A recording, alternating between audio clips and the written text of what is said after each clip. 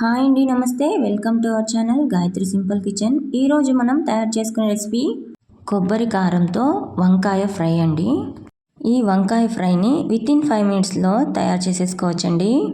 డైరెక్ట్గా రైస్లోకి కానీ, పప్పు అన్నంలోకి కానీ, సాంబార్ రైస్లో కానీ, రసం రైస్లో కానీ సైడ్ డిష్గా ఈ వంకాయ ఫ్రై అనేది చాలా బాగుంటుందండి. అలాగే వంకాయ కర్రీని ఇష్టపడని వాళ్ళు కూడా ఈ ఫ్రై చేసి పెడితే చాలా ఇష్టంగా తింటారండి. ఒక్క ముద్ద కూడా వదిలిపెట్టారు. ఇప్పుడు ఎలా తయారు చేసుకోవాలో చూసేద్దాం రండి. ఇక్కడ నేను 400 గ్రాములన్నీ వంకాయలు తీసుకున్నానండి. ఇవి ఒక 8 వంకాయలు ఉన్నాయి. ఇక్కడ వంకాయల్ని కట్ చేసుకొని నీళ్ళల్లో వేసుకోవాలండి. ఇక్కడ నేను నీళ్ళలో ఉప్పు వేసి ఈ వంకాయల్ని కట్ చేసి ఇందులో వేస్తున్నాను. మనకి ఇలా వేయడం వల్ల వంకాయ అనేది రంగు మారకుండా ఉంటుంది. ఇక్కడ నేను ఈ వంకాయ ముక్కల్ని ఇలా ఫ్రై కోసం పొడుగ్గా కట్ చేసుకుంటున్నానండి.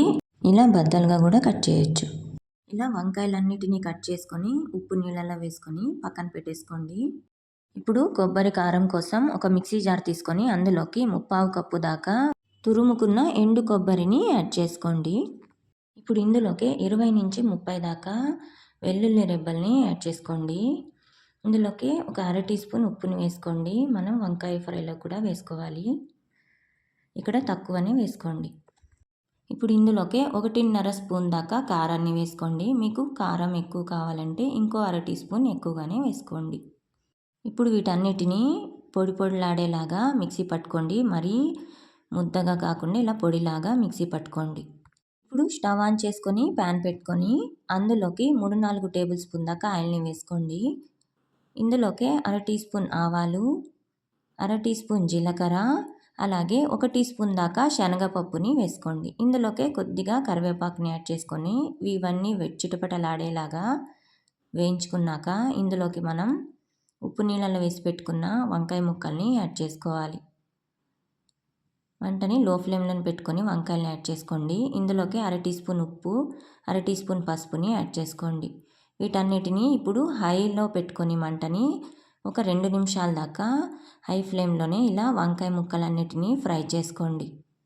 ఇలా ఈ వంకాయ ముక్కలకి ఉప్పు పసుపు బాగా పట్టేలాగా ఇలా వేయిస్తూ ఉండండి ఒక 2 నిమిషాల దాకా.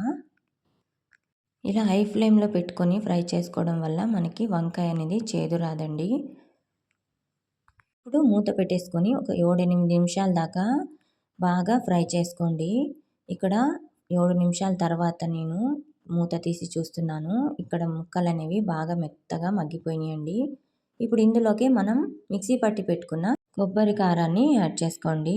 ఇలా కొబ్బరి కారాన్ని యాడ్ చేసుకున్నాక ఇలా ఒక 2 నిమిషాల దాకా మంటని లో ఫ్లేమ్లోనే పెట్టుకొని ఫ్రై చేసుకోవాలి. ఇలా ముక్కలన్నిటికీ ఈ కొబ్బరి కారం కలిసేలాగా ఒకసారి బాగా కలుపుకొని ఒక 2 నిమిషాలు అలాగే వదిలేయండి.